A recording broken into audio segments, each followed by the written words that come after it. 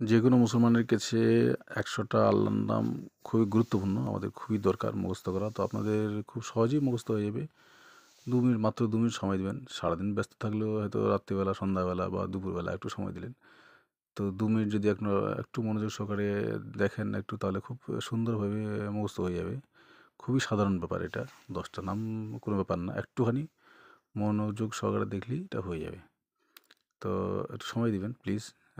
আমি শুরু করছি ১১ নম্বর থেকে, ১১ থেকে ২০ পর্যন্ত। ১১ নম্বরে আসছি আল খালিদ। তারপরে আসছি আল বারি ১২ নম্বরে। তারপরে ১৩ নম্বরে আল মুসাউইর। তারপরে ১৪ নম্বরে আল গাফফার।